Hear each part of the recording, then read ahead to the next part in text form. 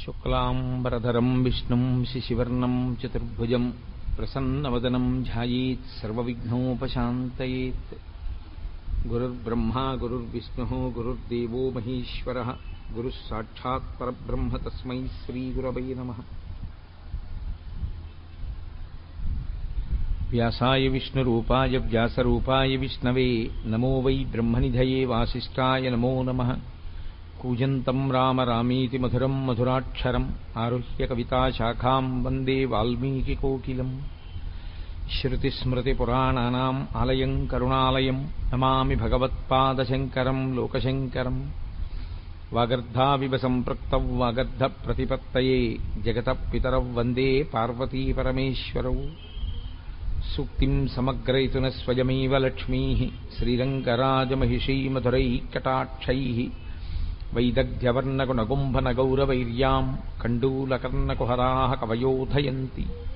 హైమోర్ధ్వపుండ్రమజహన్మకుటం సునాసం మందస్మితం మకరకుండలచారుగండం. బింబాధరం బహుళదీర్ఘకృపాకటాక్షం శ్రీవేంకటేశముఖమాత్మని సన్నిధత్తాం.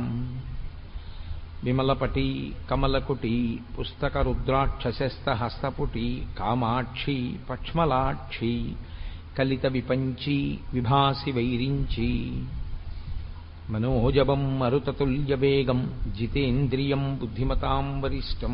వాతాత్మజం వనరయూధముఖ్యం శ్రీరామదూతం శిరసా నమామి. ఆపదామపహర్తారం దాతారం సర్వసంపదాం లోకాభిరామం శ్రీరామం భూయో భూయో నమామ్యహం. హరి ఓం. పరమేశ్వర స్వరూపైన సభకి నమస్కారం.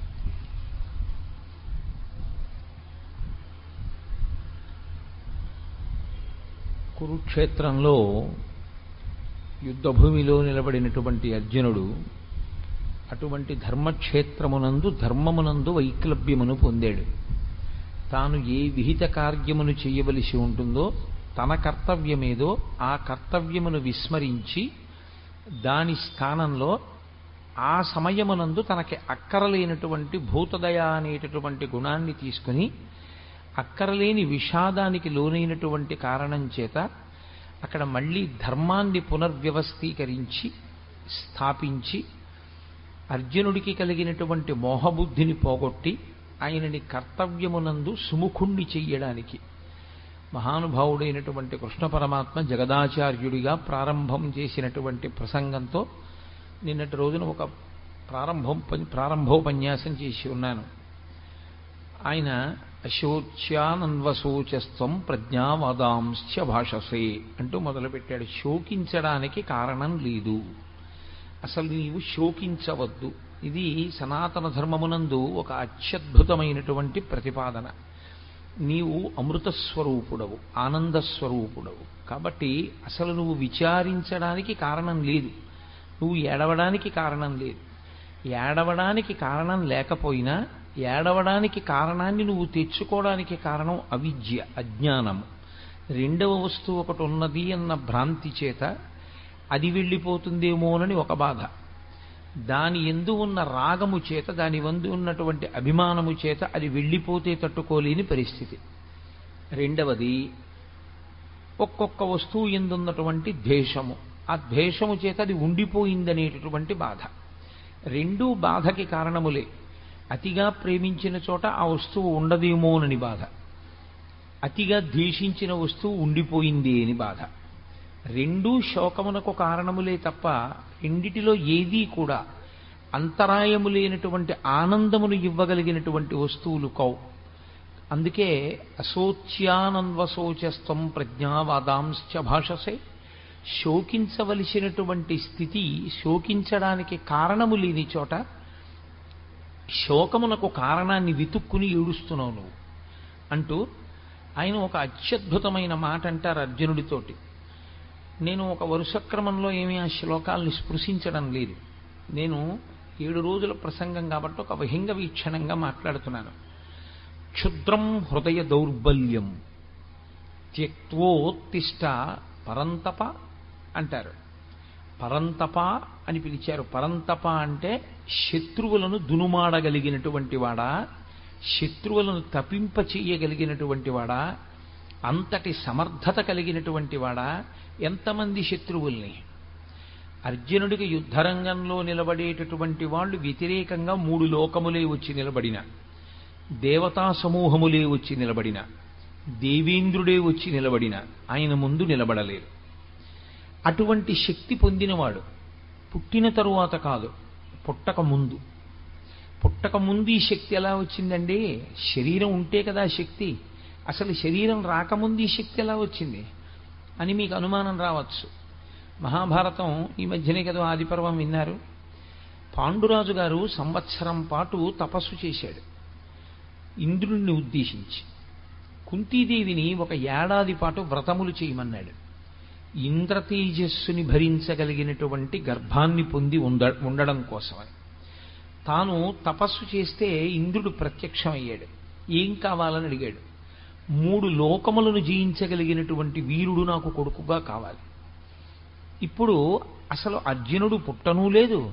అర్జునుడు పుట్టడానికి కావలసినటువంటి తేజస్సు కుంతీదేవి గర్భమునందు చేరలేదు. గర్భమునందు పిండము తయారు కావడము ప్రారంభము కాలేదు. కానీ పుట్టబోయేటటువంటి పిల్లవాడు ఎంత తేజోవంతుడై ఉండాలో మాత్రం నిర్ధారణ అయిపోయింది. ఇంద్రుడు వరం ఇచ్చాడు, నీ కొడుకు 3 లోకములను జయించగలడు.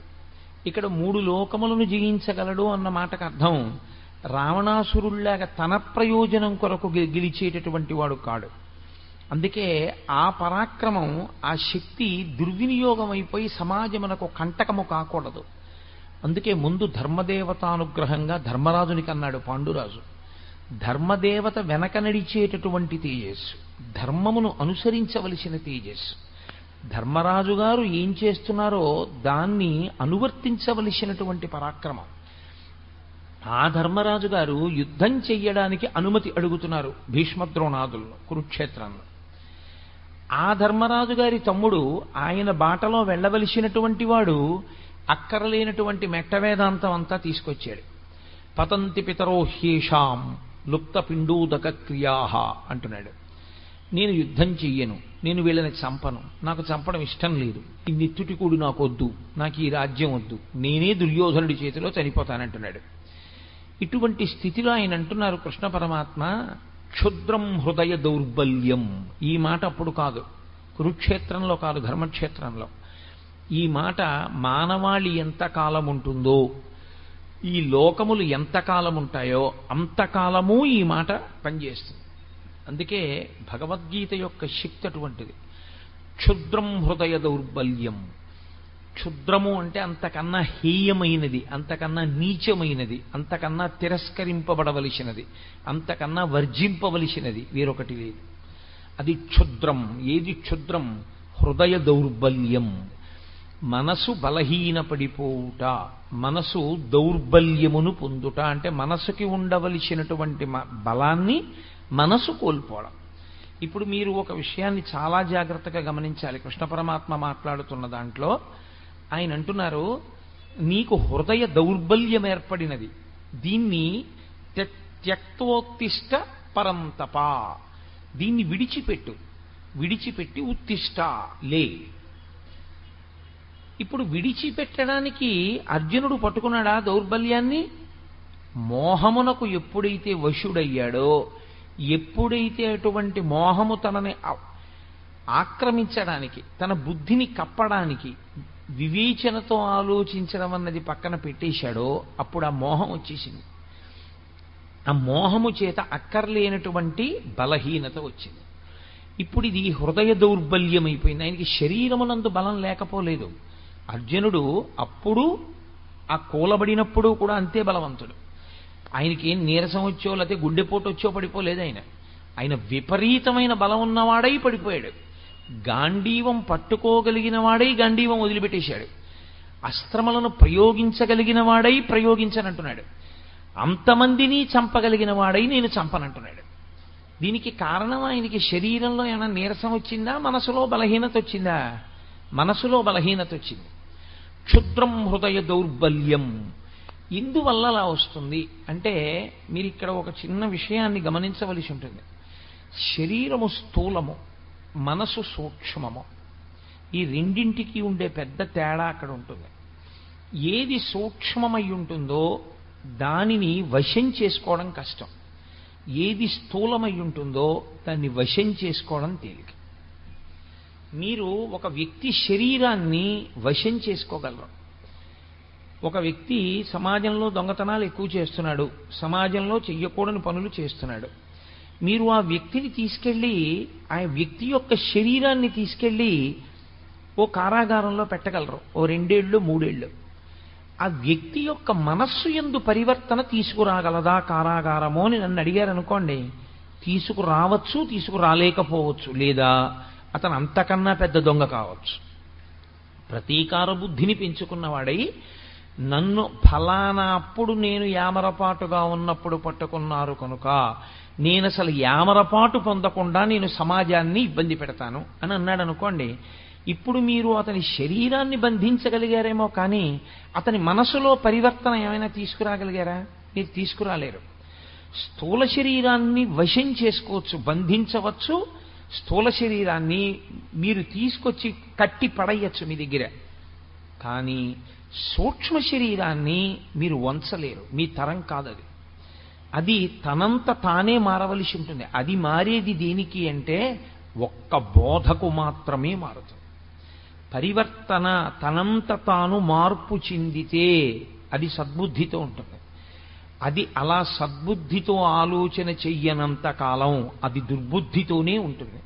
మీకు నేను ఇంకొక మాట చెప్పవలసి వస్తే, యథార్థానికి శరీరమునకు ఎంత బలమున్నది అన్న దాంతో అతను సృష్టించేటటువంటి ప్రమాదమునకు సంబంధం ఉండదు. అతను ఏ బలమూ లేనివాడు కావచ్చు, అత్యంత బలహీనుడు కావచ్చు. అతనేమి నిజంగా నలుగురు వచ్చి కలియబడితే నలుగురిని పడగొట్టగలిగిన శక్తి లేనివాడు కావచ్చు. కానీ అతని మనస్సు మాత్రం మహాక్రూరముగా ఉందనుకోండి, అతని మనస్సు విషపు పురుగుగా ఉందనుకోండి, అది చాలా క్రూరమైన ఆలోచనలు చెయ్యగలిగితే అతని క్రూరత్వము ఎంత దూరం ఉందో ఆ ఆలోచనని బట్టి అతని శరీరము అంత బలవంతరము కాకపోయినా అతను సమాజమునకు ప్రమాదము చెయ్యగలడు. అతని శరీర బలంతో సంబంధం లేకుండా కేవలము అతని మనస్సు యొక్క క్రౌర్యము అతని శరీర బలాన్ని దాటి సమాజానికి అపకారం చేస్తుంది. అదేవిధంగా ఒక వ్యక్తి శరీర బలం ఎంత సంబంధం ఉండదు, కానీ ఆయన మనస్సుకి ఉన్నటువంటి పవిత్రత చేత, మనస్సుకి ఉన్నటువంటి శక్తి చేత ఆయన సమాజమునకు అంతటి మహోపకారమును చేయగలరు. 95 సంవత్సరముల వయస్సులో పరమాచార్య స్వామి తన ధర్మానికి తాను కట్టుబడి సన్యాస ధర్మం అంటే సన్యాస ధర్మమేనని మహానుభావుడు వాహనం ఎక్కకుండా తోపుడు రిక్షా పట్టుకుని నడిచి వెళ్ళారు. ఒక దేవాలయ ప్రాంగణంలో రాత్రివేళ పడుకుని నిద్రపోయేవారు. 96 సంవత్సరముల వయస్సు కలిగినటువంటి శరీరం ఏ బలం ఉందని అలా చేయగలిగింది? ఆయన నోరు విప్పి ఒక్క మాట మాట్లాడితే ఆ మాట ఎంతో గొప్పదైంది. ఒకానొక సభకి వెళ్ళారు పరమాచార్య స్వామి వారు. వెళితే సభలో ఉన్న వాళ్ళు అన్నారు, మీరు మాకు నిరంతరం మంచి మాటలు చెప్తున్నారు, కానీ మేము పాపములను చెయ్యకుండా నిగ్రహించుకోలేకపోతున్నాం. మేము పాపం చేస్తున్నాం. మాకు తెలుసు మీరు చెప్తున్న బోధల వలన మాకేమర్థం అవుతోందంటే మేము చేస్తున్నటువంటి పాపములే మమ్మల్ని బాధపడుతున్నాయి, ప్రకృతి యందు దేవతానుగ్రహం లేని స్థితిని కల్పిస్తున్నాయి. కాబట్టి మేము ఇప్పుడు ఈ పాపము నుంచి విడివెడకుండా ఉండలేకపోయిన స్థితిలో మమ్మల్ని మేము నిగ్రహించుకోవడానికి మీరు ఎంత బోధ చేసినా మా మనసుని మేము మార్చుకోలేకపోతుంటే మేమేం చెయ్యాలని అడిగారు. ఒక్కసారి చిరునవ్వు నవ్వి ఒక్క 2 నిమిషాలు ఆగి ఆయన అన్నారు, మీ అందరి కొరకు మీరు చేస్తున్నటువంటి పాపములకు ప్రాయశ్చిత్తంగా చెప్పవలసినటువంటి స్థానమునందు కూర్చుని నేను చెప్పినా మీరు వినలేకపోతున్నందుకు, మార్చుకోలేకపోతున్నామని నాకు చెప్పినందుకు, మారనటువంటి వాళ్ళకి చెప్పి చెప్పి చెప్పి చెప్పడమే కానీ మార్పు తేలేకపోయానన్న నా బాధ పోగొట్టుకోవడానికి వారం రోజుల్లో ఒక రోజు రాత్రిక నుంచి నేను ఆహారాన్ని స్వీకరించకుండా ఉపవాసం ఉండిపోతానన్నాడు. ఆ మాటకి అప్పటి వరకు మేము మారలేకపోతున్నామన్న వాళ్ళు 195% మార్పు వచ్చింది. ఇది యథార్థంగా జరిగిన సంఘటన. పవిత్రమైన మనసు కలిగినటువంటి వ్యక్తి ఎంత బలహీనమైనటువంటి మనస్సున్నవాణ్ణి ఉద్ధరించి బలవత్తరం చేసి తేజోవంతుణ్ణి చేసి చక్కగా సమాజానికి పనికొచ్చేవాడిగా చెయ్యగలడు. ఆయన శారీరకంగా ఎంత బలంగా ఉన్నాడు అన్న దానితో సంబంధం ఏమి ఉండదు. ఆయన మనస్సు ఎంత పవిత్రం, ఆయన మనస్సు ఎంత శక్తివంతం, ఇది ప్రధానమై ఉంటుంది. అందుకే సూక్ష్మదేహము యొక్క శక్తి ముందు స్థూలదేహము నిలబడలేదు. సూక్ష్మదేహానికి ఉన్నటువంటి వేగం ముందు స్థూలదేహం నిలబడలేదు. స్థూలదేహానికి ఉండే వేగం చాలా చాలా తక్కువ. నేను ఇక్కడి నుంచి హైదరాబాద్ వెళ్ళాలి అని అనుకున్నాను అనుకోండి, కనీసంలో కనీసం నేను 11 గంటల నుంచి 12 గంటలు ప్రయాణం చేస్తే తప్ప నా స్థూల శరీరం హైదరాబాద్ని చేరుకోలేదు. అదే నా సూక్ష్మ శరీరంతో నేను హైదరాబాద్ వెళ్ళాలి అని అనుకున్నాను అనుకోండి, మా అబ్బాయి ఇల్లు నాకు జ్ఞాపకానికి వచ్చింది అనుకోండి, ఒక్క క్షణంలో మా అబ్బాయి హాల్లో కబ్బోర్డ్లో పైగూట్లో కుడి చేతి పక్కన ఏ వస్తువు పెడతాడో నాకు కనపడుతుంది మనోనేత్రంలో. సూక్ష్మ శరీరానికి వేగం ఉంటుంది, స్థూల శరీరానికి అంత వేగం ఉండదు. అందుకే సూక్ష్మ శరీరం స్థూల శరీరాన్ని వశం చేసుకుని ఉంటుంది ఎప్పుడు. అన్ని శక్తులు దానివి. ఆ మనస్సు పవిత్రమై, ఆ మనస్సు ఎప్పుడూ పవిత్రమైన వస్తువుల్ని పట్టుకునేటట్టుగా తర్ఫీదిచ్చుకున్న జీవుడున్నాడే, వాడు కూడా దాని వలన తరించిపోతుంటాడు. స్థూల దేహంతో ఎంత చేస్తున్నాడన్నది కాదు, సూక్ష్మదేహంతో చేసినది ఏదుందో అది అపార శక్తివంతము. దీనికో లక్షణం ఉంది, ఇది విపరిణీయతే. దీనికి ఉన్న లక్షణం ఏమిటంటే శరీరముగా ఉంటుంది, దేహముగా ఉంటుంది.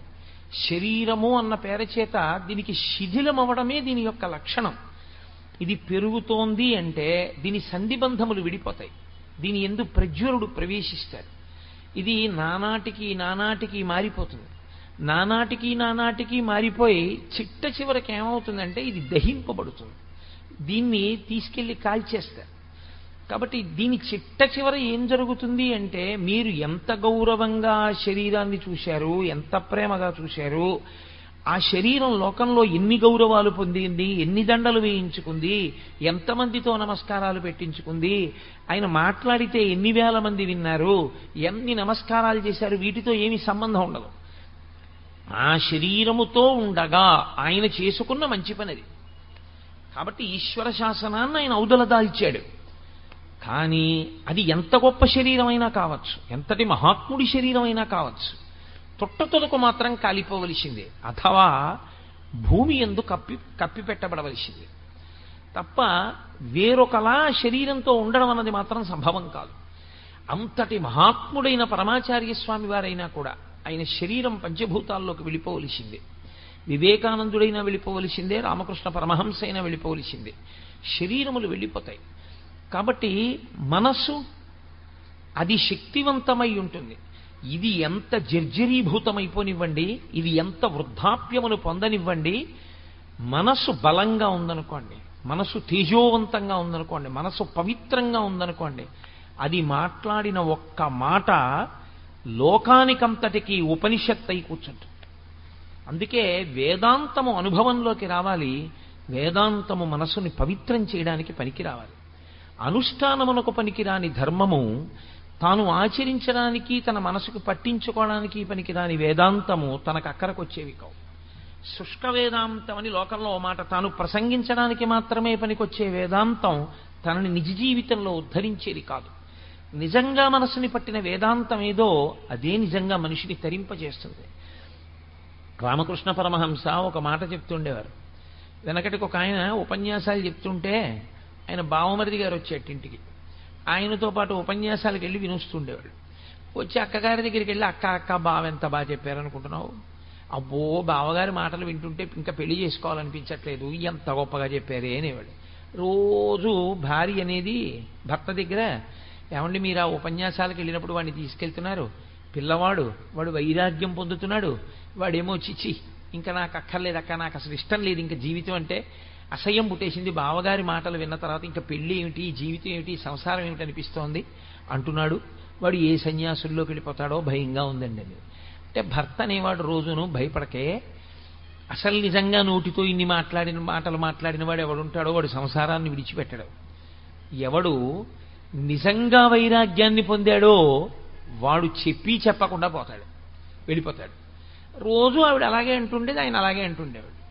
ఒకరోజు మళ్ళీ భార్య అడిగింది భర్తని, ఏమండి ఇవాళ మా తమ్ముడు మరీ గొప్పగా చెప్పేశాడండి. పడుక్కుంటున్నాడు ఆయన మంచం మీద. పడుకుంటున్నవాడు లేచి అన్నాడు, ఏమిటో మీ తమ్ముడు మనసుకు వంట పట్టింది అనుకుంటున్నావు, సన్యాసుల్లో కలిసిపోతాడు అనుకుంటున్నావు. నిజంగా మనసుకు వంట పట్టినవాడు ఇంట్లోంచి ఎలా వెళ్ళిపోతాడో తెలుసా? ఇదిగో ఇలా వెళ్ళిపోతాడని తువ్వాలు తీసుకుని భుజం మీద వేసుకుని వెళ్ళిపోయాడు. ఆ వెళ్ళిపోవడం ఆయన మళ్ళీ ఇంటికి రాల. అంటే ఆయన మనసుకు వంట పట్టింది. వంట పట్టినది ఏదో అది వేదాంతం, అది అప్పుడు పనికొస్తుంది. వేదాంతం జీర్ణము కావాలి, వేదాంతము మనస్సుని పట్టుకోవాలి. మనస్సుని పట్టని వేదాంతము ఆచరణాత్మకము కాదు, మీకు ధైర్యం ఇవ్వదు. ఎందుకంటే మీకు ధైర్యం ఇచ్చేది, మీకు ద్యుతినిచ్చేది, మీకు జవాన్నిచ్చేది, మీకు ఆ శక్తినిచ్చేది, మీ శరీరాన్ని పవిత్రం చేసేది, నిర్జరీభూతమైన శరీరంలో ఉన్నా సరే అసంఖ్యాకమైన పవిత్ర కర్మలు చెయ్యగలిగినది మనస్సొక్కటే, శరీరము కాదు. శరీరములకు పరిమితులు ఉంటాయి. చీకటి పడిపోయిన తర్వాత మీరు వెళ్ళలేరు. అదే కటిక చీకట్లో కూడా మీరు ఆనందనిలయ విమానానికి మాడవీధుల్లో ప్రదక్షిణం చేయగలరు మనస్సుతో. ఈ శరీరంతో, ఈ కంటితో సహస్రదీపాలంకార సేవ చూడాలి అంటే 7 కొండల మీద సాయంకాలం 5:30 నుంచి 6:30 గంట సేపు ఉంటేనే. మనస్సు శక్తివంతమైన వాడికి వెంకటాచలం వెళ్ళి 15 ఏళ్ళైనా తన ఒంటికి 98 సంవత్సరాల వయస్సు వచ్చేసినా ఆయనకి బెంగ ఉండదు. 98 ఏళ్ల వయస్సులో కూడా ఆయన మడత కుర్చీలో పడుకుని కళ్ళు మూసుకుని మానసికంగా వెళ్ళిపోగలడు. అందుకే కిష్కింధకాండ చివరిలో రామాయణంలో ఒక అద్భుతమైన ప్రతిపాదన చేస్తారు వాల్మీకి మహర్షి. ఆయన అంటారు, సవేగవాన్వేగ సమాహితాత్మ హరిప్రవీర పరవీరహంత మనస్సమాధాయ మహానుభావో జగామలంకాం మనసా మనస్వీ అంట. అద్భుతమైన శ్లోకం. సుందరకాండకంతటికీ కూడా అదే పునాది, ఆ శ్లోకమే పునాది. అందులో ఆయన ప్రారంభం చేస్తూనే హనుమ లంకాపట్టణాన్ని శరీరంతో చేరలేదు, ఇంకా 100 యోజనముల దూరం వెళ్ళలేదు సముద్రాన్ని దాటి. కానీ జగామలంకాం మనసా మనస్వి, మనసుతో మాత్రం వెళ్ళిపోయారు లంకాపట్టణానికి. కిందనున్న వాళ్ళు కొన్ని కోట్ల వానరములు ఉన్నాయి, ఇవేం చూస్తున్నాయి? అయ్య బాబో ఇంత పెద్ద సముద్రం ఉంది కదా ఎలా పెడతాడంటున్నాయి. వీళ్ళెవరూ వెళ్ళేవాళ్ళు గారు, చూసేవాళ్ళు బెంగెట్టుకుంటున్నారు ఎలా పెడతాడని. వెళ్ళవలసిన వాడు చేరిపోయాడు మనస్సుతోటి. అంటే ముందు మనసుకు ఆ బలం ఉంటే తప్ప శరీరం వెళ్ళదు. మనస్సుకి ఆ బలం ఉండాలి. మనస్సు కాని బలహీనమైపోయిందనుకోండి, ఉత్తర క్షణం వచ్చేటటువంటి పెద్ద ప్రమాదం ఏమిటో తెలుసా అండి? ఆలోచన స్రవంతిని ఎప్పుడూ కూడా మీ శక్తి జ్ఞాపకం వచ్చేటట్టుగా మిమ్మల్ని నడవనివ్వదు. భయం పుట్టేసింది అనుకోండి, లోపల నుంచి ఏ కారణానికైనా భయం వచ్చేసింది అనుకోండి, ఇంకా ఎంతసేపు ఏ ఆలోచన వస్తుందో తెలుసా అండి? ఏమైనా అయిపోతే అదే తప్పించి అసలు ఏదీ చేయలేడు. ఆయన శుభ్రంగా ఉంటాడు, ఏమీ ఉండదు, ఆరోగ్యం చక్కగా ఉంటుంది. ఇక్కడి నుంచి హైదరాబాద్ వెళ్ళాలంటే ఇంకోళ్ళని తోడు అడుగుతాడు, ఎవరన్నా మీరు వస్తారా అంటాడు. ఎందుకంటే తోడు, హైదరాబాద్ మీరు వెళ్ళొచ్చుగా, మీకేమి ఇబ్బంది లేదు, షుగర్ లేదు, బీపీ లేదు, ఏమీ లేదు, ఎందుకు మీకు తోడు? ఎందుకైనా మంచిది, పెద్దవాడిని అయిపోయాను కదండి, ఒక్కడిని వెళ్ళడం ఎందుకంటే అంటే ఒక్కడిని వెళ్ళడం ఎందుకు, పెద్దవాడిని అయిపోయానంటే? ఆయన అనుమానం ఏమిటంటే తాను చీకట్లో బెర్త మీద పడుకుని ఉండగా పక్క వాళ్ళు ఎవరికి తనకి తెలియనప్పుడు తనకి ఏ స్పృహ తప్పిపోవడమో శోష చేయడమో జరిగితే తన పేరు తాను చెప్పుకోలేకపోతే ఎలా తనని గుర్తుపడతారు? తనేనా అయిపోతాడేమో, తను ఎక్కడో దింపేస్తారేమో, తన పెట్టి ఎత్తుకుపోతారేమో, అన్నీ ఇంకా వికృతమైన ఆలోచనలే, సరి అయిన ఆలోచనలు రావు. ఈ ఆలోచన ఏం చేస్తుందో తెలుసా అండి? హైదరాబాదు చక్కగా పెళ్లి కొడుకులా వెళ్ళిపోగలిగినటువంటి శక్తి ఉన్నవాడు ఎవడూ దొరకలేదని వెళ్ళడం మానేస్తాడు. ఇప్పుడు శరీరంలో బలం లేక వెళ్ళలేదా, మనసుకి జవం లేక వెళ్ళలేదా? దేనికి వెళ్ళలేదు? శరీరానికి బలం లేక వెళ్ళకపోవడం కాదు, మనసుకి బలం లేక వెళ్ళలేదు. ఇంకొక ఆయన ఉంటాడు, ఏమయ్యా ఈ వయసులో ఎందుకయ్యా నీకు గుడికి రోజు ప్రదక్షిణానికి పడిపోతావేమో అన్నారనుకోండి, ఆయన అంటాడు, గుడికి ప్రదక్షిణం చేయకుండా ఉండిపోతాను ఏమిటండి? ఉంటానా? అప్పుడు ఉండనుగా. మరి ఈ శరీరంతో ఉన్నంతకాలం చేయవలసిందే ఉంది, గుళ్ళోకి వెళ్ళడమేగా. మరి ఆ గుళ్ళోకి వెళ్ళడం మానేసి ఇంక నేను ఈ శరీరాన్ని చూసుకుంటే ఈ తెప్ప ఇవ్వడం వల్ల వచ్చిన ఉపయోగం ఏమిటి? ఏటికి వరదొస్తోంది, నీ దగ్గర ఒక పడవ ఉంది, ఈ పడవలో ఏరు దాటేసేయి. ఏరు దాటేస్తే ఆవల ఒడ్డుకు వెళ్ళిపోతావు. ఇక వెళ్ళిపోయావా, నిన్నేం చేయలేదు, ఎందుకంటే అవతల చాలా ఎత్తు, ఇక నిన్ను వరద ఏం చేయదు. కాబట్టి తొందరగా దాటు, ఏరు వరదొస్తే ఇంక దాటలేవు అన్నారు. ఒక ఆయన గబగబా తన పడవ తీసుకుని ఏరు దాటేశాడు.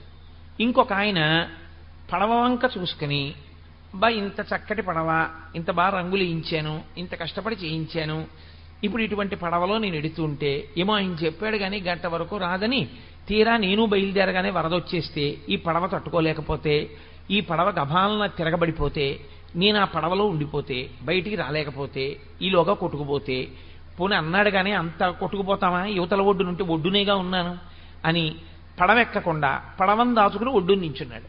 గంట అయిపోయింది, వరద వచ్చేసింది, పడవ పోయింది, తాను పోయాడు. ఏమిటి ఉపయోగం? పడవని ఉపయోగించుకున్నవాడెవరో వాడు ఏరు దాటుతాడు తప్ప, పడవని చూసుకుని మురిసిపోయి అయ్యి బాబోయ్ ఈ పడవ ఎక్కడ ఏమైపోతుందో, ఈ పడవ తట్టుకుంటుందో తట్టుకోదో అని పడవని దాచుకుందాం అనుకున్నవాడు పడవతో పాటే పోతాడు తప్ప పడవ తనకు ఉపయోగపడదు.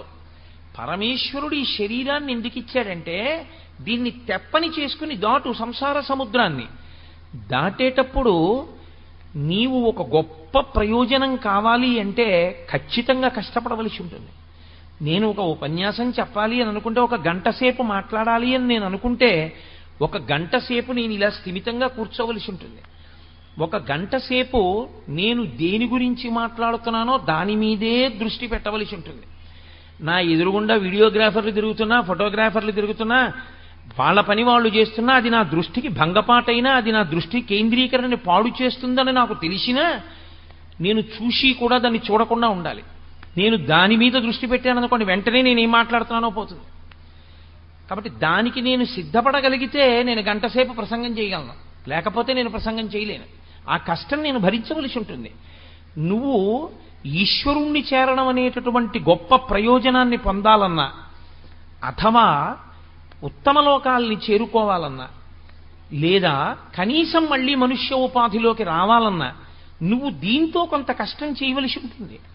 దీనితో నువ్వు ఒక ప్రసంగానికి వెళ్ళి కూర్చుని వినలేదు, ఎలా నీకు వస్తుంది శాస్త్రం? ఎక్కడి నుంచి వస్తుంది నీకు తెలియమంటే విషయం తెలియదు. నువ్వు పుస్తకం చదవవు, పుస్తకం ఇంట్లో ఉంది, పెద్దలు చదివించారు చదువుకోగలవు, పుస్తకం తెచ్చుకోవు, పుస్తకం చదవవు, చదువుకుని అర్థం చేసుకునే ప్రయత్నం చెయ్యవు, మరి ఈ శరీరంతో నువ్వు ఎలా తరిస్తావు? ఎందుకండి దాన్ని చదవడం? ఇప్పుడు ఆ భగవద్గీత అంతా చదవకపోతే వచ్చిన నష్టం ఏమిటండి? రోజు చక్కగా టీవీ చూస్తాను, చూడు, అదిగో ఆ పడవని పట్టుకుని చూసుకుని మురిసిపోతూ గడిపేసి పడవ తాను కొట్టుకుపోయిన వాడు ఎలా ఉంటాడో అలాగే కొట్టుకుపోతాడు. ఈ తెప్పని ఎవరు వాడుకుంటాడో వాడు మాత్రమే ఏరు దాటుతాడు. ఆ ఏరు దాటడం అనేటటువంటి ప్రక్రియ యందు మనసు చాలా చాలా ప్రధానమైన పాత్ర పోషిస్తుంది. ఆ మనసు కాని దౌర్బల్యమునకు లోనైపోయిందనుకోండి, అది ప్రతి చిన్నదానికి కదిలిపోయి భయపడిపోయిందనుకోండి, శరీరమునందు ఉండవలసినటువంటి బలమంతా ఉన్నా నిరర్ధకమే.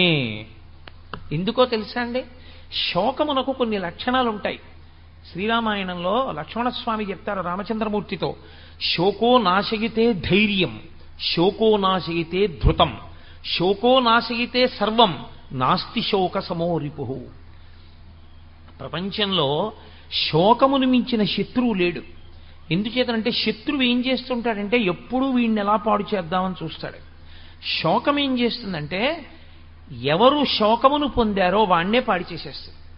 శోకమునకు వాడే శత్రువు. ఎవడు శోకమును పొందాడో వాడిని పాడు చేస్తుంది. నిప్పు తీసుకొచ్చి నేను జేబులో వేసుకున్నాను అనుకోండి, అయ్యో వాళ్ళు ఎవ్వరూ నిప్పట్టుకోలేదు, పాపం ఈయన ఒక్కడే జేబులో వేసుకున్నాడు అని, జేబులో వేసుకోలేదు నన్ను వీడొక్కడే జేబులో వేసుకుని గౌరవించాడని నన్ను గౌరవించి ఊరుకుని మిమ్మల్ని కాలుస్తుందా? జేబులో వేసుకుని నన్ను కాలుస్తుందా? నన్ను కాలుస్తుంది. అలా శోకము ఎవరి యందు ఉత్పన్నమైందో వాళ్ళనే పాడు చేసేస్తుంది శత్రువై. ఆ శోకము మొట్టమొదట చేసే పని ఏమిటి అంటే శోకో నాశయతే ధైర్యం. శోకము వలన ధైర్యం పోతుంది. ధైర్యము అంటే అది పెద్ద విషయం ఏముందండి, మనం చేయగలం అనలేడు. ఎన్ని వనరులు ఉండనివ్వండి, ఎన్ని సంభారములు దగ్గర ఉండనివ్వండి, ఎంత చెయ్యగలిగిన సమర్థత ఉండనివ్వండి, మొట్టమొదటే బెంగ. నాకు తెలిసిన ఆయన ఒక ఆయన ఉండేవాడు. ఆయన ఉండేది ఏలూరులో, వెళ్ళవలసింది తాడేపల్లిగూడెం. ఇంకా మర్నాడు వెళ్ళాలి తాడేపల్లిగూడెం. వెళ్ళి ఏదో ఒక చాలా ముఖ్యమైన విషయం మీద వెళ్ళవలసి ఉంది నేను ఆయన దగ్గరికి నేను వెళ్ళి అన్నాను, అయ్యా ఇవాళ మనం రేపు పొద్దున్నే 5:30 ట్రైన్ ఎక్కేస్తే తాడేపల్లిగూడెం వెళ్ళిపోతాం. మీ ఇల్లు దగ్గరేగా, పవర్ ప్యాట్ స్టేషన్ వెనకాతలే, కాబట్టి మనం పవర్ ప్యాట్ స్టేషన్లో ఎక్కేద్దాం పాసింజర్ కాబట్టి. అంటే ఆయన అన్నాడు, కష్టం అండి అన్నాడు. ఎందుచేత కష్టం అన్నాను. మీరు చెప్తే ఆశ్చర్యపోతారు. వ్యక్తి మనస్సు బలహీనత అంటే అలా ఉంటుంది. ఆయన నాకు 2 కారణాలు చెప్పాడు. ఈ 2 కారణముల చేత మనం ప్యాసింజర్కి వెళ్ళలేము. ఏమిటి అన్నాను. 3 సందుల అవతల పిచ్చి కుక్క ఒకటి తిరుగుతోంది. శీతాకాలం కదండి, 5 గంటలకి చీకటి తెల్లవారదు. 5 గంటలకి మనం ఇంట్లోంచి బయటికి వెడితే ఆ పిచ్చి కుక్క మీద పడితే తాడేపల్లిగూడెం మాట తర్వాత మనని రక్షించేవాడు ఉండడు, హైడ్రోఫోబియా వస్తుంది. ఎవరి ఇంట్లో వాళ్ళు కూడా చూడరు. కాబట్టి సాహసం చేయలేం. పిచ్చి కుక్క 3 వీధుల అవతల ఉంది కాబట్టి మనం వెళ్ళలేం, మొదటి విషయం. 2, నా దగ్గర చిల్లర లేదు. చిల్లర లేకపోతే ఏమండి అంటే మీకు తెలియదు కోటేశ్వరారు, మనం వెళ్ళి బుకింగ్ కౌంటర్లో చెయ్యి పెట్టి 100 రూపాయల కాగితం ఇచ్చి తాడేపల్లిగూడెం అనగానే వాడు చెయ్యి తోసేసి చిల్లర తెచ్చుకోండి అంటాడు. ఎవ్వడు ఇవ్వడు. 100 రూపాయలకి చిల్లర ఇమ్మంటే ఎవడు ఇవ్వడండి. పొద్దున్నే చిల్లర ఎక్కడుందండి అంటాడు. పోను కాఫీ తాగి చిల్లర పుచ్చుకుందంటే కాఫీ తాగితే చిల్లర ఎక్కడ ఇస్తామంటాడు. కాబట్టి ఇప్పుడు నేను చిల్లర తేవడానికి ఎవరింటికి వెళ్ళి అందరిళ్ళ ముందు నిలబడి అమ్మ 100 రూపాయలకి చిల్లర ఇవ్వండి అని ఇప్పుడే అడిగి పుచ్చుకోను. ఇప్పుడు వెళ్ళలేను, రాత్రి అయింది కాబట్టి 9 అయిపోయింది. పడుకునే వాళ్ళని లేపి 100 రూపాయలు చిల్లర అడిగితే బాగుండదు. రేపు పొద్దున్న చిల్లర ఇస్తాడని నమ్మకం లేదు కాబట్టి వద్దండి అన్నాడు. నేను తెల్లబోయి సరేలేండి అయితేనని చెప్పి నేను వెళ్ళిపోయాను. నేను నా కార్యంలో సఫలీకృతుడైపోయాను. నేను పొందవలసిన ఫలితాన్ని పొందేశాను. ఆయన పిచ్చి కుక్క తనని తరమకూడదు అని 7 గంటలకో 8 గంటలో అయిన తర్వాత బయలుదేరి ఉన్నాడు. ఆయన వచ్చేటప్పటికి అసలు పొందవలసిన ప్రయోజన సంబంధమైనటువంటి విషయం మూసేశారు. ఆయన పొందలేకపోయాడు. దానివల్ల అదే సామాన్యమైన విషయం అనుకుంటున్నారేమో, ఆయన జీవితంలో మళ్ళీ ఆ విషయాన్ని ఇక సాధించుకోలేకపోయాడు. అలాగే వెళ్ళిపోయింది ఆయన శరీరం. కాబట్టి మనస్సు బలహీన పడిందనుకోండి, మనిషి శరీరమునకు ఎంత బలం ఉన్నా వాడు పొందలేడు. 1,00,000 రూపాయలు ఉన్నాయి, 100 రూపాయలకి చిల్లర ఇవ్వలేదనుకోండి, ఉంచేసుకుని గూడెం టికెట్ ఇవ్వండి, పర్వాలేదు, నేను గూడెం వెళ్ళడం ప్రధానం, తీసుకుంటానండి అన్నాడు అనుకోండి, 100 రూపాయల చిల్లర వాడే ఇస్తాడు. అసలు ఏ ధైర్యం లేకపోతే ఏ పని చెయ్యాలన్నా ధైర్యమే, ఏ పని చేద్దామన్నా పిరికితనమే, ఇంకేం చేస్తాడు? అటువంటి వాడు ఏమీ చెయ్యలేడు. కాబట్టి శోకో నాశగితే ధైర్యం, శోకో నాశగితే శృతం. విన్నది జ్ఞాపకానికి రాదు. ఏది నువ్వు విన్నావో ఆ విన్నవేవి జ్ఞాపకానికి రావు. ఎందుకంటే శోకమును పొందినటువంటి కారణం చేత విన్నవన్నీ మరుగున పడిపోతాయి. ఆ భయ విహ్వలుడైపోయినటువంటి వాడికి ఎంత గొప్ప వ్యక్తుల దగ్గర ఎన్ని గొప్ప విషయాలు విన్నవాడైనా కానివ్వండి, సాక్షాత్తు ధర్మరాజు గారికి తమ్ముడు ధర్మరాజు గారితో కలిసి తిరిగాడు. కానీ ధర్మరాజు గారు చెప్పిన మాటలు గుర్తులేవు. కృష్ణ పరమాత్మతో తిరిగాడు, కృష్ణ పరమాత్మ చెప్పిన మాటలు గుర్తులేవు. ద్రౌపదీదేవి కురుక్షేత్రానికి ముందు ఏడిచిన ఏడుపు గుర్తులేదు, తాను ఎందుకు యుద్ధం చెయ్యాలో గుర్తులేదు. శోకో నాశయితే శృతం, శోకో నాశగితే సర్వం. ఇంకా ధైర్యం కోల్పోయిన వాడికి, పెద్దలు చెప్పిన మాటలు గుర్తురాని వాడికి, కార్యాన్ని నిర్వహించలేని వాడికి వాడు పొందగలిగిందే ఉంటుంది, వాడేమీ పొందలేడు. కాబట్టి వాడు సమస్తమును కోల్పోతాడు. కాబట్టి శోకో నాశగితే సర్వం నాస్తి శోక సమోరిపహు. లోకంలో శోకముతో సమానమైనటువంటి శత్రువు లేడు, ఉత్సాహముతో సమానమైన మిత్రుడు లేడు. లోకంలో అందరికన్నా గొప్ప మిత్రుడు ఎవరో తెలుసా అండి? ఉత్సాహమే. ఉత్సాహో బలవాన్నార్యా నాస్తుత్యాహత్పరం బలం సోత్సాహస్యాస్తి లోకేస్మిన్ నకించితపి దుర్లభం. అసలు ఉత్సాహం ఉన్న వాడికి దుర్లభం అన్న మాట లేదు. ఆ ఉత్సాహం ఉండి మనం ఎందుకు చెయ్యలేము, మనం చెయ్యగలం అనుకున్నాడు అనుకోండి, వాడు సాధించగలడు, వాడు ఆ ప్రయత్నం మీద పూనికతో నిలబడగలడు. అసలు ఆ ఉత్సాహమే లేనివాడు ఎన్ని సంభారములు ఉన్నా ఎన్ని వనరులు ఉన్నా వాడు చెయ్యగలిగినటువంటి విషయం ఉండదు. కాబట్టి అది క్షుద్రం హృదయ దౌర్బల్యం. సిగ్గుగా లేదు నీకు ఈ మాట అనడానికి? కూలబడిపోతావా సిగ్గు లేకుండా? గాంధీవాన్ని విడిచిపెట్టావా? ఒళ్ళంతా చెమటలు పట్టాయా? భీరువు అయిపోయావా? భయపడిపోయానని చెప్తున్నావా? యుద్ధం చెయ్యనంటున్నావా? నీకు అసహ్యం పుట్టట్లా నీ మాటల మీద నీకు? కాబట్టి క్షుద్రం హృదయ దౌర్బల్యం త్యక్త్యోత్తిష్ట పరంతప, విడిచిపెట్టవు. చిత్రం ఏమిటో తెలుసా అండి? ఎవరు ఆ దౌర్బల్యాన్ని పొందారో వాడు విడిచిపెట్టాలి తప్ప పక్కవాడు విడిచిపెట్టని ఎన్ని మాటలు చెవిలో చెప్పినా వాడు విడిచిపెట్టనంతసేపు వాడి ధైర్యం మళ్ళీ వాడికి రాదు. ఇప్పుడు అర్జునుడికి మళ్ళీ ధైర్యం కలగడం అన్నది ఎక్కడుందంటే ఆ మోహం పోవాలి. ఆ మోహం పోయి మళ్ళీ తాను ఏది స్మృతిని పొందాలో అది స్మృతిలోకి వస్తే, తన కర్తవ్యం ఏదో తనకి గుర్తొస్తే, తన ధర్మం ఏదో తనకి జ్ఞాపకానికి వస్తే, తాను చెయ్యవలసిన పని చెయ్యడానికి తాను ఉద్యుక్తుడైతే తాను చేసేయగలడంతే. కాబట్టి నువ్వు ఉత్తర క్షణం ఆ క్షుద్రమైనటువంటి హృదయ దౌర్బల్యాన్ని విడిచిపెట్టేసి ఉత్తిష్ట, లేచి అర్జున ప్రారంభించే యుద్ధాన్ని. ఉత్తిష్ట అన్న మాటకు అర్థం ఇక్కడ కేవలం శరీరంతో లేవడం కాదు. ఉత్తిష్ట అన్న మాటకు అర్థం పూర్వం ఎలా నిలబడ్డావో అలా నిలబడు. ఈ యుద్ధానికి వచ్చే ముందు ఎంత సంతోషంగా వచ్చావో, ఇన్నాళ్లకి నా పగ తీరుతోంది, ఇన్నాళ్లకి దుష్టబుద్ధి కలిగినటువంటి కౌరవుల్ని మట్టు పెడుతున్నాను, నా కర్తవ్యం నేను నిర్వహిస్తున్నాను, క్షత్రియుడనై పుట్టినందుకు దుష్టుల్ని సంహరించి ధర్మాన్ని నిలబెడుతున్నాను అని ఏ పూనికతో వచ్చావో ఆ పూనికను నువ్వు పొందు. ఆ పూనికను నువ్వు పొందావు అనడానికి గుర్తేమిటో తెలుసా? మళ్ళీ నువ్వు గాంధీవం పట్టుకు లేచి నిలబడాలి. పడిపోయిన అర్జునుణ్ణి లేవదీయడానికి 18 అధ్యాయాలు చెప్పాల్సి వచ్చిందండి. పడిపోవడం చాలా తేలిక జీవితంలో, పైకి లేవడం అంత తేలిక కాదు. మళ్ళీ పైకి లేవాలంటే, మానసికంగా బలహీన పడిపోయిన వాడు లేవాలి అంటే కృష్ణ పరమాత్మ లాంటి ఆచార్యుడు దొరకాలి. మళ్ళీ అంతటి సద్బోధ దొరకాలి. తన ధర్మం తనకి తెలియాలి. తెలిసి లేచి నిలబడి మళ్ళీ గాంధీవాన్ని పట్టుకోవాలి. అందుకే మనందరం కూడా ఆ ధర్మక్షేత్రంలో ఉన్న వాళ్ళమే. అర్జునుడు మిష అంతే. మనందరం కూడా ధర్మక్షేత్రంలో ఇలాగే దిక్కు తెలియక పడిపోయి ఉన్నాం.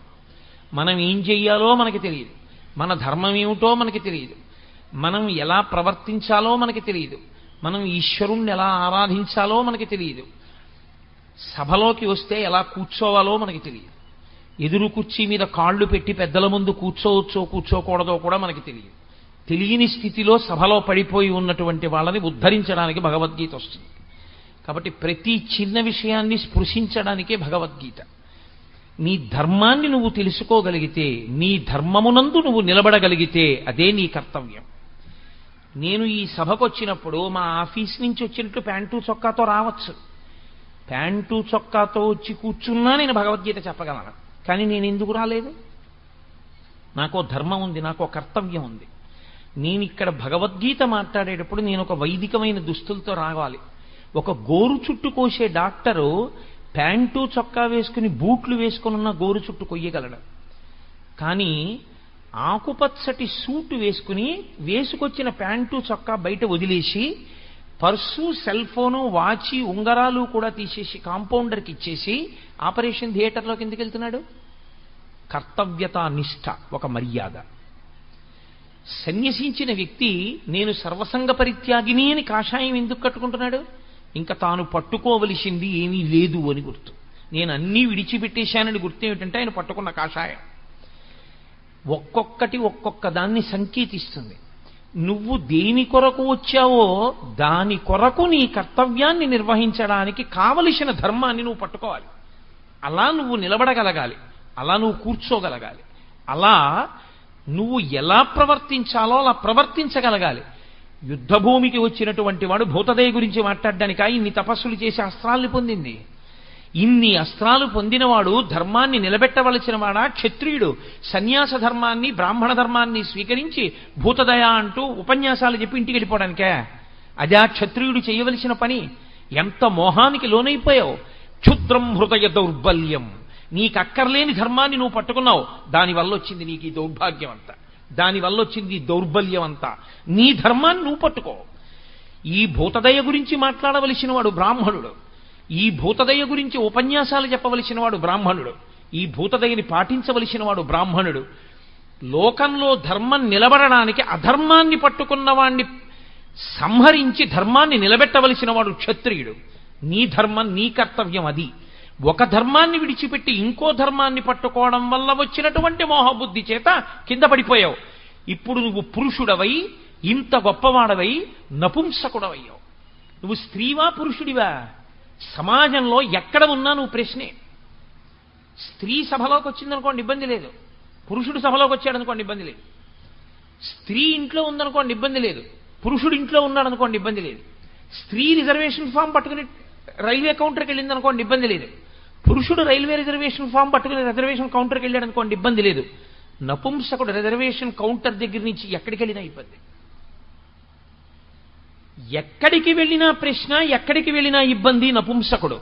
నువ్వు క్లీబహ అన్నాడు, నువ్వు క్లైబ్యం, నువ్వు నపుంసకుడు అయ్యావు. ఇవాళ నువ్వు మగవాడివి, పురుషుడివి, క్షత్రియుడివి, సిగ్గులేది ఇలా మాట్లాడడానికి. ఒక ఆచార్యుడు, ఒక గురువు ధర్మమునందు మళ్ళీ శిష్యుణ్ణి నిలబెట్టడానికి, మళ్ళీ పూనిక కల్పించడానికి గురువు మాట్లాడడం అంటే అలాగే ఉంటుంది. దాని అస్తమానంగా అడ్డం పట్టుకు బతిమాలరు గురువుగారు. గురువుగారు మాట్లాడవలసి వస్తే, అజ్ఞానంలోంచి పైకెత్తవలసి వస్తే, మూఢా జహీహి ధనాగమ తృష్ణ కురు సద్బుద్ధిం మనసి వితృష్ణ ఎల్లభసే నిజ కర్మోపాత్తం విత్తంతేన వినోదయ చిత్తం అన్నారు జగద్గురు శంకర భగవత్పాదులు. కాబట్టి జగద్గురువైనటువంటి కృష్ణ పరమాత్మ మాట్లాడుతున్నారు కురుక్షేత్రంలో, అర్జునుడి కొరకు కాదు. తర్వాతి కాలంలో, తర్వాతి యుగాలలో, తర్వాత దేశకాలముల యందు వచ్చేటటువంటి సమస్త మనుష్య జాతి ధర్మమునందు వైక్లభ్యమును పొందితే భగవద్గీతయే శరణ్యం. మళ్ళీ ధర్మమును ఊంచుకోవడానికి ఏ ఆశ్రమంలో ఉన్న వాళ్ళ ధర్మమైనా సరే వాళ్ళు పట్టుకోవాలి అంటే ఒక్కొక్క ఆశ్రమానికి ఒక్కొక్క ధర్మం ఉంటుంది. బ్రహ్మచారి ధర్మం బ్రహ్మచారిది, గృహస్థు ధర్మం గృహస్థుది, వానప్రస్థు ధర్మం వానప్రస్థుది, సన్యాసి ధర్మం సన్యాసిది. తప్ప సన్యాసి ధర్మాన్ని గృహస్థు పట్టుకోకూడదు, వానప్రస్థు ధర్మాన్ని బ్రహ్మచారి పట్టుకోకూడదు, బ్రహ్మచారి ధర్మాన్ని గృహస్థు పట్టుకోకూడదు. ఎవడి ధర్మాన్ని వాడు పట్టుకోవాలి. ఒకటి ధర్మాన్ని ఒకడు పట్టుకుంటే పాడైపోతాడు. బ్రహ్మచారి తలకాయ దూకోకూడదు, గృహస్థు తలకాయ దూకోవాలి. బ్రహ్మచారి తాంబూలం వేసుకోకూడదు, గృహస్థు తాంబూలం వేసుకోవచ్చు. గృహస్థు రేపటి కొరకు దాచుకోవచ్చు. సన్యాసికి ఈ పూట అన్నం దొరికితే మళ్ళీ సాయంకాలం అన్నం కోసం దాచుకోవడానికి వీల్లేదు సన్యాసి. గృహస్థు బయట వర్షం పడుతుంటే ఇంట్లో పొయ్యి మీద అన్నం వండుకోవచ్చు. సన్యాసి ఎట్టి పరిస్థితుల్లో అగ్నిహోత్రం మీద ఏది వండుకు తినకూడదు. అగ్నిని ముట్టుకోడు కాబట్టే చివరి శరీరాన్ని కూడా అగ్నిలో వ్రేల్చరు, భూమిలో పాతిపెట్టేస్తారు. ఎవరి ధర్మం వారిది. బట్ట మార్చుకున్నది ధర్మం కాదు, లోపల మనసు మార్చుకుని పట్టుకున్నది ధర్మం. లోపలి మార్పు రాకుండా పైకి తెచ్చుకున్నటువంటి మార్పులు డాంబికాలు, ఆడంబరాలు. ఇది తెగేసి చెప్పేస్తున్నాడు కృష్ణ పరమాత్మ. ఎవరు ఏది పట్టుకోవాలో అదే పట్టుకోవాలి. గృహస్థాశ్రమంలో ఉన్నవాడు కాషాయం కట్టుకోకూడదు. కాషాయం కట్టుకున్నా, కాషాయం వేసుకున్నవాడు సర్వాన్ని పరిత్యజించేశాడని గుర్తు. అన్నీ విడిచిపెట్టేస్తే కాషాయం వేసుకోవాలి. విడిచిపెట్టకుండా కాషాయం వేసుకుని తిరగకూడదు. తెల్లటి బట్ట మాత్రమే కట్టుకోమని వేదంలో పటలపన్నం చెప్తోంది. గృహస్థుకి తెల్లటి వస్త్రం వినా కాషాయాన్ని ఇంట్లో తెచ్చిపెట్టుకునే అధికారం కూడా లేదు. ఒక్క సన్యాసికి మాత్రమే నిర్దేశింపబడిన రంగు కాషాయం. ధర్మం ధర్మమే, నేను చెప్తే ధర్మం కాదు, వేదం చెప్తే ధర్మం. వేదం ఏం చెప్పిందో అది ధర్మం. అది కాదని మీరు ప్రవర్తిస్తే మీరు వేదాన్ని తిరస్కరించిన వారు అవుతారు, ధర్మమునందు మీరు వైక్లభ్యమును పొందిన వారు అవుతారు. తప్పించి నాకు ఇది బాగుందండి నువ్వు చేయడానికి వీల్లేదు, నీకు ఏది వేదం చెప్పిందో అది మాత్రమే నువ్వు చేయవలసి ఉంటుంది. ఆ వేదం చెప్పిన దాన్ని ధైర్యంగా చెప్పిన వాడెవడో వాడే గురువు. గురువుకున్న ఒకే ఒక ఆస్తి ధైర్యం. తప్ప తానే భయపడిపోయిన వాడు ధర్మాన్ని చెప్పడానికి ఏం పనికొస్తాడు? కాబట్టి నిర్భయంగా చెప్పగలిగిన వాడే గురువు. కాబట్టి జగద్గురువు అయినటువంటి కృష్ణ పరమాత్మకు భయం ఎక్కడుంటుంది? ఆయన నిర్భయస్తుడు. కాబట్టే మహానుభావుడై నువ్వు అటువంటి నపుంసకత్వాన్ని పొందకు. పురుషుడివి పురుషుడిగా నిలబడు. ఏ పని చెయ్యాలో ఆ పని చేయడానికి సిద్ధపడు. యుద్ధాన్ని చేయవయా? ఏమిటిది? చంపేస్తానంటున్నావే. నేను చంపేస్తే వాళ్ళందరూ చచ్చిపోతున్నారంటున్నావు కదా. నేను నీకొక్క మాట చెప్పేస్తాను, బాగా జ్ఞాపకం పెట్టుకో. అప్పుడు కాదండి, అప్పటి నుంచి ఎప్పటికీ ఇది చెప్పినంత మాత్రాన నాకు మొహం పోయింది అనుకుంటున్నారా? నాకు బాగా పట్టుకుని ఉన్నదే మొహం. అది పోవడానికే నేను చేసుకునే ప్రయత్నం.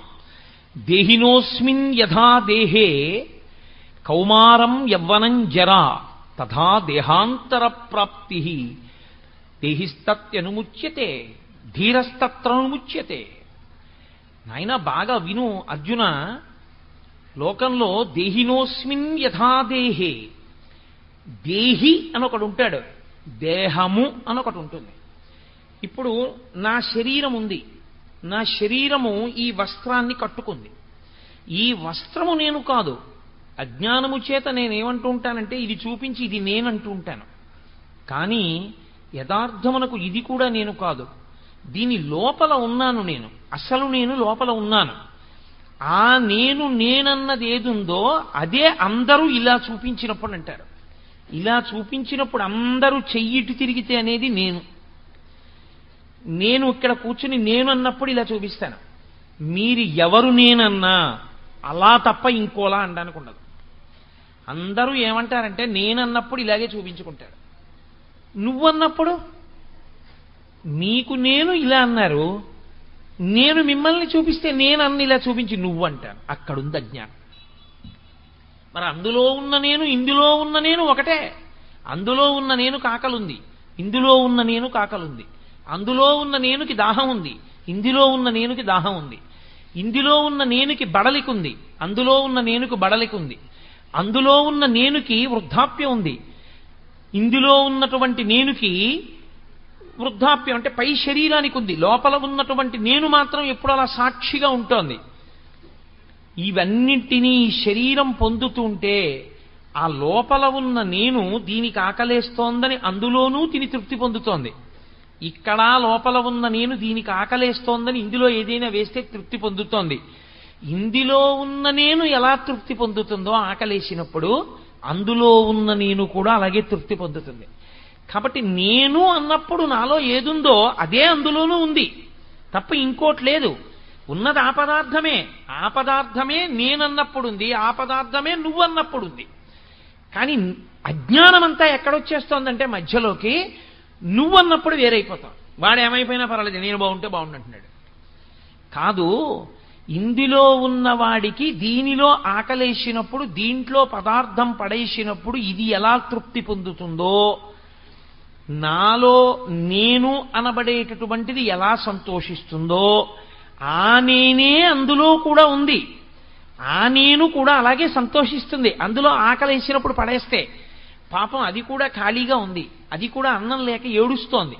అందులో కూడా ఇంత పడేస్తే అందులో నేను సంతోషిస్తుంది, ఇందులో నేను సంతోషిస్తుంది. ఆ నేనుకి ఈ నేనుకి తేడా లేదుగా, ఒకటే నేను. కాబట్టి ఉన్నది ఆ నేనే, సమస్తమంతా ఆ నేనే ఉన్నాను. బట్టలు మారే అంతే. బట్టలు ఏవి కట్టుకుంటే ఏమిటంటే లోపలి నేను ఒక్కటే ఉన్నది. కాబట్టి దేహినోస్మిన్ యథా దేహే, దేహి లోపల ఉన్నవాడు ఈ దేహమును తొడుక్కుంటున్నాడు. తొడుక్కున్నది దేహమైంది. ఎందుకని? ఇది ఉండేది కాదు, దాని పేరే దేహము. దేహము అంటే కాలిపోతుంది. దహింపబడేదేదో దానికి దేహమని పేరు. ఏ దేహమైనా కానివ్వండి, నేను తొడుక్కున్న ప్రతి దేహము కాలిపోవలసిందే. ఎన్ని దేహములను మీరు లోకంలో చూస్తున్నారో అన్ని దేహములు చిట్ట చివరికి కాల్చబడతాయి. నేను తొడుక్కున్న ఈ దేహమైనా, మీ అందరూ తొడుక్కున్న దేహములైనా కొంతమంది ముందు కొంతమంది వెనక, అంతే తేడా తప్ప అన్ని శరీరములు అన్ని దేహములు కాలిపోవలసిందే. కానీ అర్జున, వచ్చిన పెద్ద సమస్య అంతా ఎక్కడుందో తెలుసా? మూడింటిలో అనుభవాన్ని పొందుతున్నాడు మనిషి. కౌమారం యవ్వనం జరా. మనిషి బాల్యమునందుంటాడు, అంతకు ముందు అవస్థ అసలు జ్ఞాపకంలో ఉండదు. బాల్యం నుంచి జ్ఞాపకం ఉంటుంది. సాధారణంగా లోకంలో 3 సంవత్సరముల వయస్సు వచ్చే లోపల తన పరిస్థితి తనకి జ్ఞాపకం ఉండదు. నాకు 3 ఏళ్ల వయస్సుకి ముందు నేను ఎలా ఉండేవాడిని అని నేను ఆలోచించాను అనుకోండి, బుర్ర బద్దలు కొట్టుకున్న జ్ఞాపకానికి రాదు. కానీ అప్పుడు నేనుంది. కానీ తర్వాత బాల్యం వచ్చింది ఈ శరీరానికి. ఈ శరీరం బాల్యంలో ఉన్నప్పుడు సాయంకాలం అయితే ఇలా ఉపన్యాసాలు ఏం చెప్పేది కాదు. ఇది సాయంకాలం అయ్యేటప్పటికీ ఎవరో 2 వ్యక్తుల్ని వెతుక్కుని ఆ ఇద్దరితో పంటలు వేసుకుని ఆ ఇద్దరూ పరిగెడితే వాళ్ళని ముట్టుకునేది, ఆడుకుంటూ ఉండేది. వాళ్ళ వెనక తిరుగుతూ ఉండేది. లేకపోతే ఏదో పుస్తకం చదువుకోవడం. అమ్మ సద్దన్నం పెడితే చక్కగా పొద్దున్నే సద్దన్నం తినేయడం, అమ్మ పడుకోమంటే పడుకోవడం, మేస్టార్ కొడితే చేయి పట్టడం, మేస్టార్ చదువుకోమంటే చదువుకోవడం.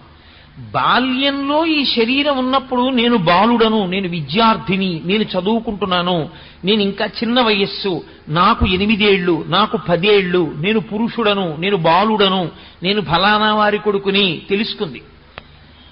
ఇదే దేహం మారిపోయింది, వెనక్కి వెళ్ళదు. మీరు బాగా గుర్తుపట్టాలి. నేను ఇవన్నీ అంగీకరిస్తోంది. ఇవి అంగీకరించడంలో నేనుకు అభ్యంతరం లేదు. నేను అంటే లోపల ఉన్న సాక్షి, నేను తెలుసుకుంటున్నాను. నేను యవ్వనంలో ఉన్నాను. ఒకప్పుడు నాకు 25 ఏళ్ళో 26 ఏళ్ళో ఉన్నప్పుడు మా అమ్మగారు నాకు పెళ్లి చేస్తానంటే అవును నేను యవ్వనంలో ఉన్నాను, పెళ్లి చేసుకోవాలి, అంగీకరించాను.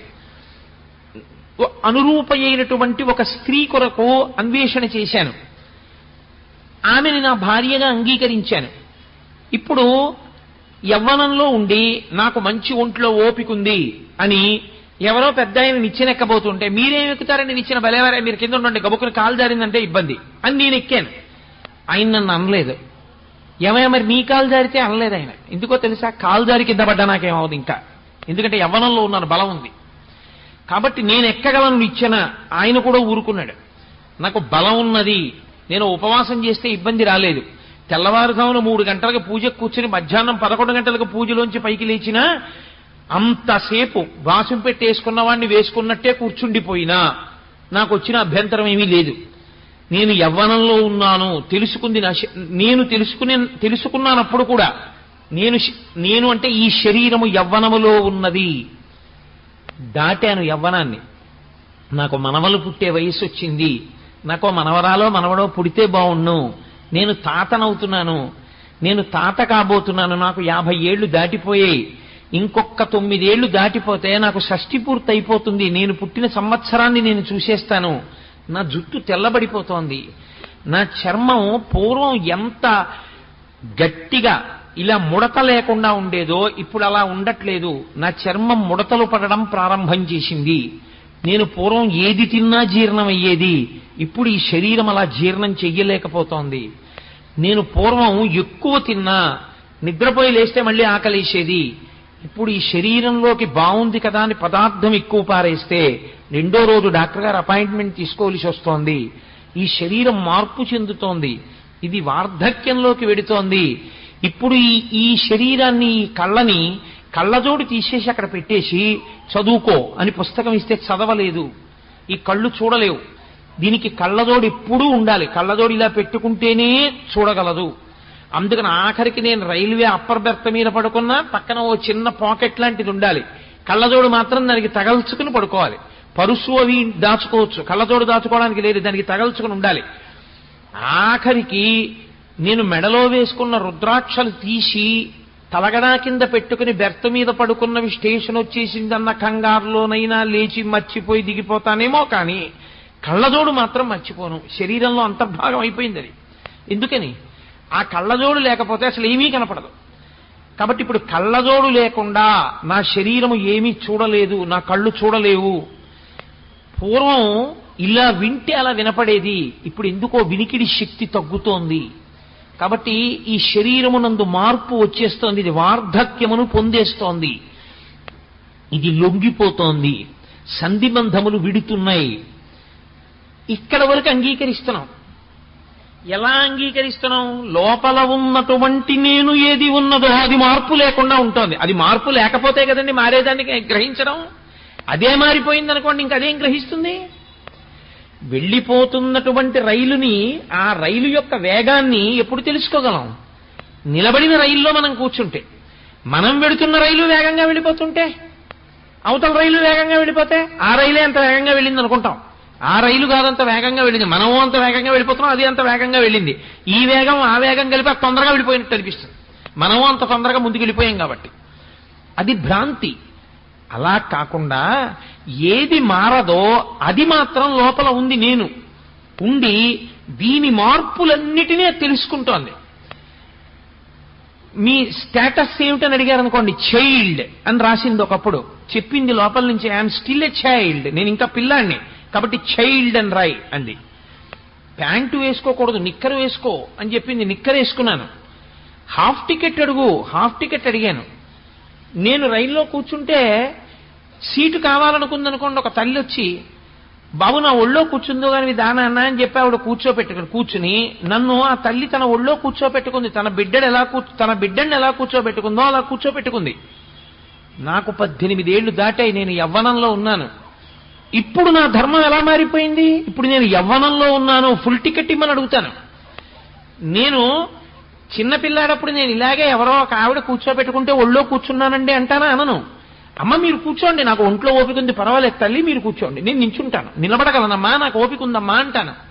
అప్పుడు ఆ శక్తి ఉంది. ఇప్పుడు నేను బాబు ఎక్కువసేపు నిలబడలేనాయా, మోకాలు నొప్పి ఉంది, నాన్న చిన్నవాడివి కదా, నువ్వు నిలబడి నాకు కొంచెం చోటు ఇవ్వగలవా అని బ్రతిమాలుకుంటాను. ఎందుకని? ఇప్పుడు నేను వృద్ధుడనైపోయాను తెలుసుకుంటోంది. ఏమయ్యో వయసు ఎంత వేస్తావో, సీనియర్ సిటిజన్ నాకు టికెట్ కన్సెషన్ ఉందంటుంది. అంటే నేను సీనియర్ సిటిజన్ అయిపోయాను, వృద్ధుడిని అయిపోయాను. తెలుసుకుంటోంది. తెలుసుకుంటున్నదేదో దానికి మార్పు లేదు. ఏది తెలియబడుతోందో దానికి మార్పు ఉంది. మీరు కొంచెం జాగ్రత్తగా గమనిస్తే మీ అసలు నేను మీకు దొరికిపోతుంది. దీనికి ఇక్కడ నెప్పెడుతోందనుకోండి, ఏమిటో ఇక్కడ నెప్పెడుతోందండి అంటాడు. నొప్పి దేనికొచ్చిందో ఆ నొప్పిని తెలుసుకుంటున్న దానికి నొప్పి లేదు, అందుకే దీనికి నొప్పెడుతోందని తెలుసుకుంటోంది. ఈ కన్ను నేను కాదు, అందుకే ఈ కంట్లో కుంకుడు పులుసు పడితే ఈ కన్ను చూడలేకపోతోందని చూస్తోంది.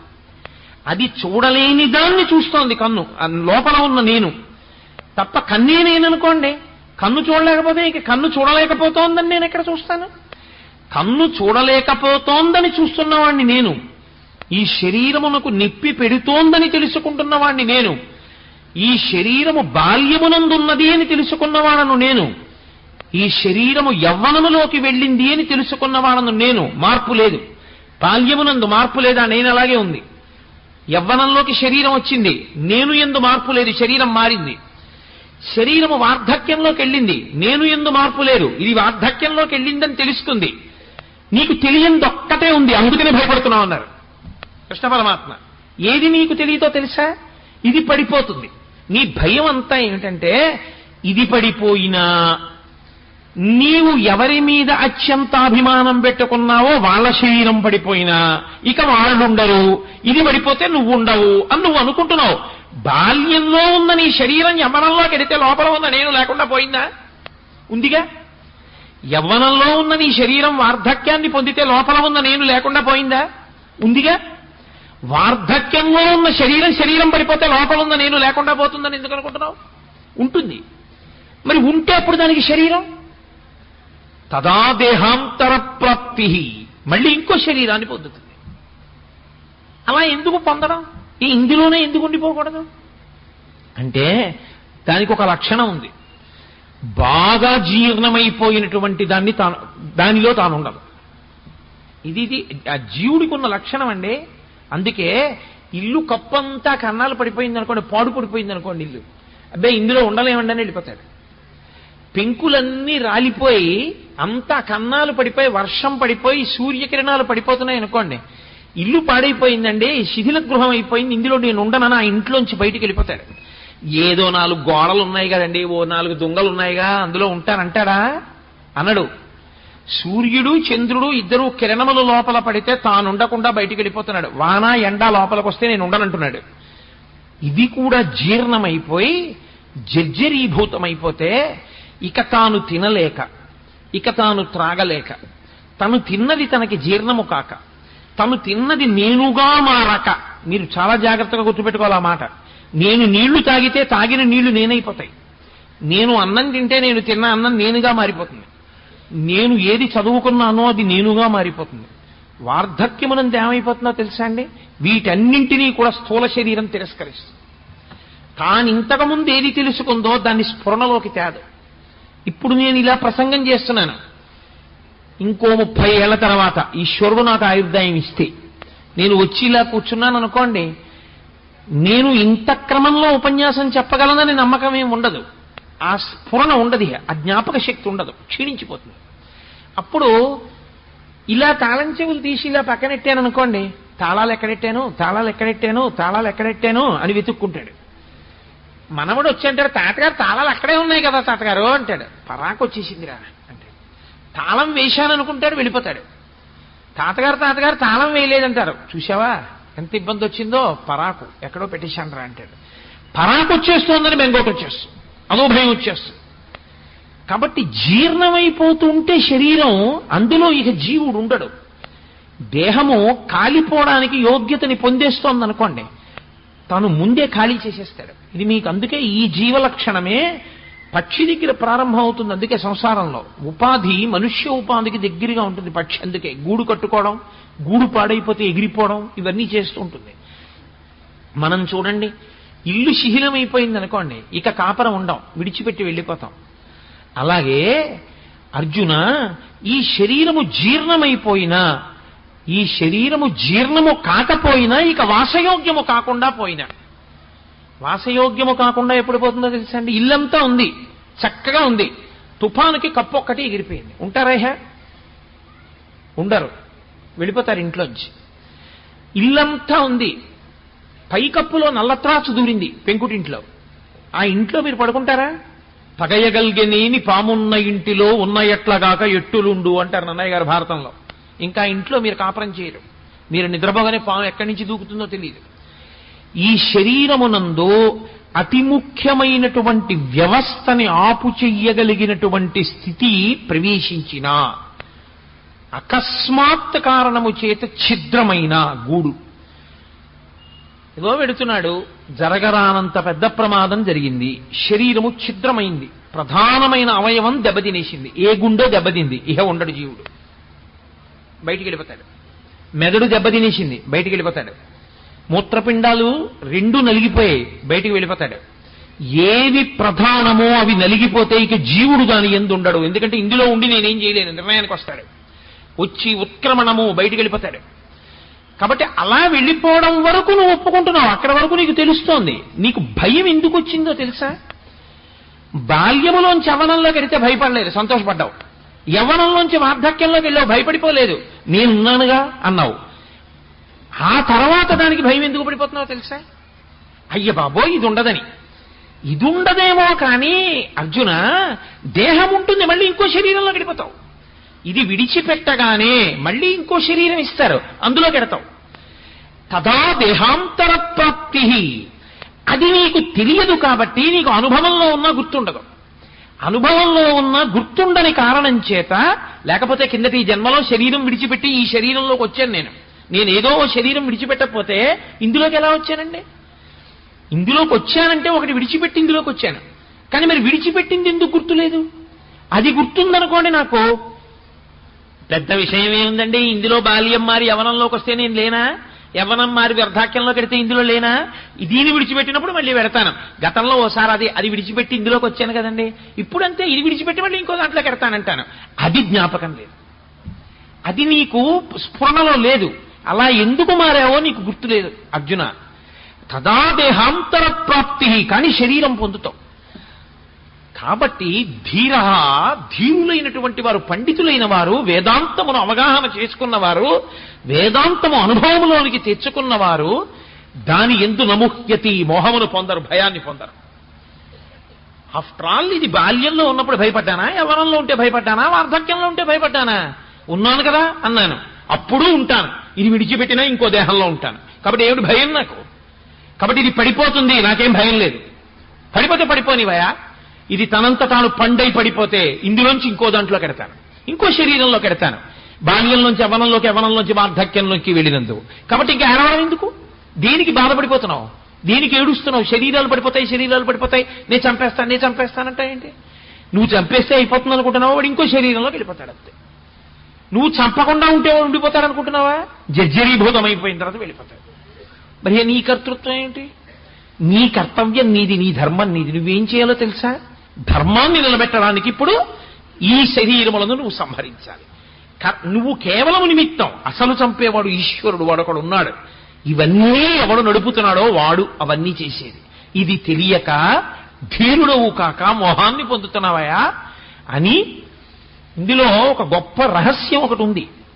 ఏమండి, బాల్యంలోంచి యవనంలోకి వెళ్ళినప్పుడు నాకు తెలిసిందిగా ఇదే మారింది, బాల్యంలోంచి యవ్వనంలోకి వచ్చిందని. యవ్వనంలోంచి వార్ధక్యానికి వెళ్ళినప్పుడు నాకు తెలిసిందిగా ఇది ముసలితనాన్ని పొందిందని. మరి గత శరీరంలోంచి ఈ శరీరంలోకి వచ్చిందన్న విషయాన్ని గుర్తు లేకుండా ఎందుకు చేశాడు ఈశ్వరుడు? గతంలో నేను ఒక శరీరంలో ఉన్నాను, అదిగో ఆ శరీరం అప్పుడు అక్కడ పడిపోయింది, ఆ తర్వాత నేను ఇందులోకి వచ్చానన్న విషయం గుర్తు లేకుండా ఎందుకు చేశాడు ఈశ్వరుడు? అది కూడా గుర్తుంటే బెంగ లేకుండా ఉండేది కదండి. అది ఎందుకు లేకుండా చేశాడు?